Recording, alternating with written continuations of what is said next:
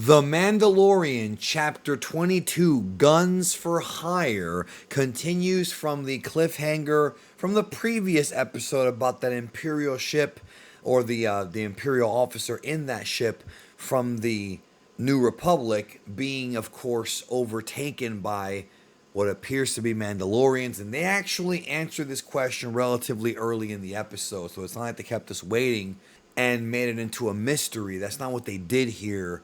They actually told us in the very first scene before we even got the name of the chapter.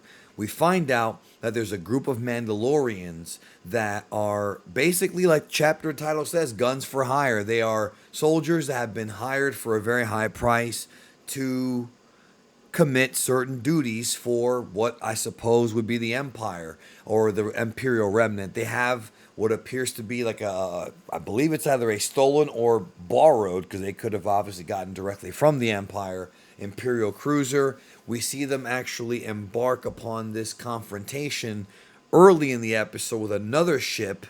And there's like a whole story with them having problems with the Mon Calamari. And really, it was just done to kind of explain that the Imperial remnant is still using and hiring Mandalorian bounty hunters slash, rogue Mandalorian experts, assassins, whatever the case is, to commit certain acts in the galaxy. And that's interesting. That is an interesting twist. I don't recall hearing about that in any of the Star Wars extra material. I went through Wikipedia to read some of it. I haven't read every new, sequel trilogy book out there, because the sequel trilogy to me, it's not for me, man. It's got a lot of problems, and I kind of disconnected emotionally from it, so I don't really look into it. So if there was a mention of Mandalorians working for the Imperial Remnant or the First Order, don't remember any of that. But I didn't remember seeing any of that. But here we are, and it's a good twist because I feel like they're building up to Mandalorian versus Mandalorian. That's where they're really going with this, it seems.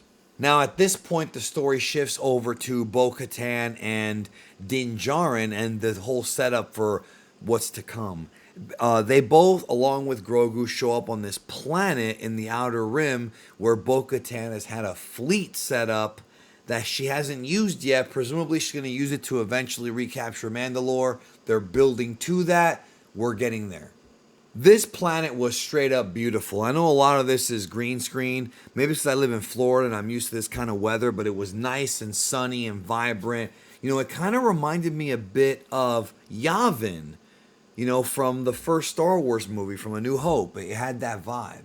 They're called up to this wacky dining room where a bunch of aliens are sitting around a corner eating, and it's pretty funny. It's very playful, sort of.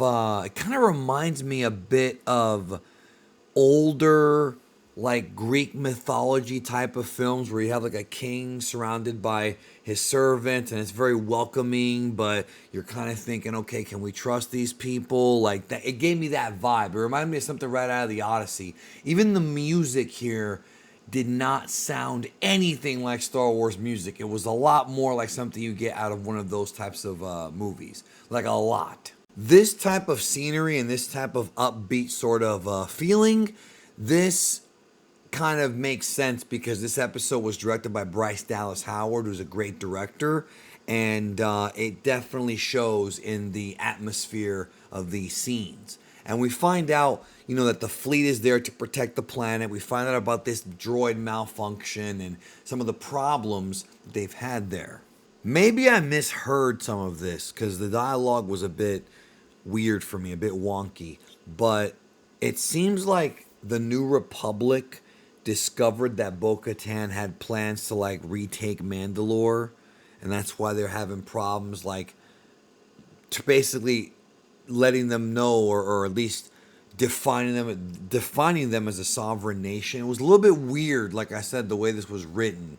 I actually had to rewind it because this conversation could be pertinent for things in the future, but it's almost like they're sort of hinting that Bo-Katan might be, a bit shady. I don't know, maybe I'm overthinking that. I don't know. Thinking about those rumors about her and the possibility of her actually being a problem down the road. Can't really say that for sure, but the king and queen are basically, the big draw to this planet is that It's the only truly democratic planet outside of like the New Republic, in the Outer Rim area. The mission here is to help them out with their battle droid problem. And then in the very next scene, there was a huge smile on my face because we saw Christopher Lloyd, yes, Doc Brown himself, of course, from the Addams Family and Taxi and Angels in the Outfield and a bunch of other great movies. Christopher Lloyd is here, y'all, and he is the guy who's basically explaining to Din and to Bo about the battle droid problem they have. If you remember, battle droids are from all the way back in the prequel era, and by the time Revenge of the Sith ends, they're pretty much obsolete. They discuss how they were able to reprogram them until one day one of the droids went haywire. So they go talk to the manufacturers of the droids and tell them, hey, there's been a malfunction, and, we need you to fix this, and this weird character that for some reason reminded me a lot, and I mean a lot, of Willow. And I'm talking about literally Willow, like from the Willow movies, like played, by Warwick Davis. I don't know if this is Warwick Davis, but the dude's face reminded me a lot of that. They end up having this crazy chase where they're chasing after a battle droid, trying to figure out what's going on. And good music here, good sequence. I liked it. So Bo Katan finds this little object, and it says the resistor on it, which, that's their first clue, and it has an address. So they're going to try and figure out what's going on here with these droids. So they find this bar that is just like the cantina from the original Star Wars movie, except it's backwards. Remember how in the cantina they go in there and the guy goes, "We don't serve their kind here. They're droids. They got to wait outside," right? This was the exact same thing, but backwards. They're walking into this bar and this lounge, and there's nothing but droids everywhere. And then and then Mando says, "I don't think they serve our kind here. Or I don't think that our kind belongs here." Something like that. I'm paraphrasing. And I'm like, put a smile on my face because that's such a clever Easter egg. It's not like it's a forced, nostalgia berry, member berry, as they say. It is a fun little Easter egg as the reverse of what we saw way back with the original movie. And that's cool. I didn't even know there was such thing as like a droid bar. Like, what would droids do? I mean, droids don't really drink, do they? I don't know. You would just think that inanimate objects that don't have like, fleshy parts, I suppose, wouldn't need any of that. But I don't know. It's a different kind of social gathering, I guess. Turns out that this little bar right here is the resistor, and Bo Katan points out the spark pad that led them there. So this is interesting.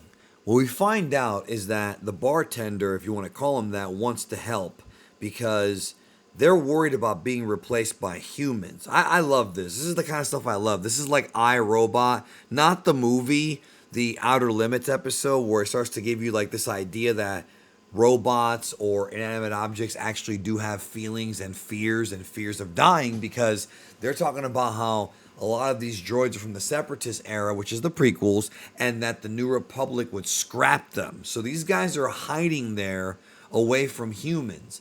So the instructor does not appear to be in any way in cahoots with that malfunctioning droid. But it's interesting how these droids are, they're worried about being scrapped. They actually care about staying alive and hiding from that. And I really like that. I mean, 3PO kind of did that back in the older movies. So, I mean, I get it. It's nothing new. But you would think only some droids have this sort of fear of being death. Not all, but it's definitely more than what we had thought. So if a creature has a fear of death, does that mean it's alive? Does that mean it's actually alive and wants to be autonomous? Go check out Outer Limits, the 90s series, Season 1, Episode 2, which is Valerie 23, goes into all of this stuff, yo. It's good stuff. Trust me, I wouldn't tell you to watch it if it wasn't good. So we find out that droids are served something called nepenthe. It's like a liquid, like a solution that is healthy for the droids as far as preventing any kind of you know, it's a lubricant, right? So it prevents the droids from mechanically busting, and that at least makes sense. If you're gonna be an android, you might as well drink lubricant or oil, right? So, hey, my answer or my the question, the answer to my question was given to me, and also this is good stuff because we're finding out more about the droids themselves. However, I must be remiss if I didn't mention that this is the third to last episode of this season, and we are close to the finale. So where are we going here? You know what I mean? This is good lore building, but are we starting to build? Are we really building to the big final conflict? I'm saying you would think this conversation would have been earlier in the season or in a different episode. We found out that all of the malfunctioning droids seem to have in common they come from the same path of that liquid. And so they go to what I can describe as the morgue for droids. This is interesting, yo. And they open up a droid, one that's already dead, I guess you can call it that, and examine it for clues. As they're examining these particles, the droid that's there with them literally goes haywire right then and there, and the Mandalorian chops him in half with the darksaber. So they examine it and they find these nano droids. So there's mini droids inside of the chip, and they find out, if I'm following this correctly, that somebody commissioned the droids without permission from the security system, like the security unit, right? So basically, it's very similar. It's very, very similar to what they did in Attack of the Clones, where Obi-Wan's trying to find out what happened with Jedi Master Sifo-Dyas and the planet that was deleted from the Jedi archives. It's very, very similar to that. Same kind of story here where they're discovering that somebody on that planet has ulterior motives. And so these droids malfunctioning is no accident. But why? So the head of security, Commissioner Hellgate, is the guy who apparently made this order. And that's, of course, Christopher Lloyd. So it's more than just a cameo role. So Bo and Din Djarin go confront him, and he snaps and he has his red button. It's almost like a cartoon at this point. And he says that if he pushes the red button, the droids will all become battle droids again and kill everyone, basically. So, not a good dude. Not a good dude. He says that he didn't give up to the Republic or to the Empire, and Bo Katan calls him out as a separatist. So it's somebody who was left over that I guess was one of the followers of Dooku. Probably somebody who worked with the Tech Union and, with the battle droids. Maybe even with the Trade Federation? No, you know what? It's probably the Techno Unions more than the Trade Federation. Bo Katan ends up shooting a blast at him to stun him, and then her and Din take him in cuffs to the rulers of the planet and say, hey, we found the culprit. I kind of was hoping that this would again be played up as more of a mystery and maybe stretched out among a few more episodes, but it just got resolved right here. That's what I'm thinking anyways. I'm like, okay, well, hey, there you go.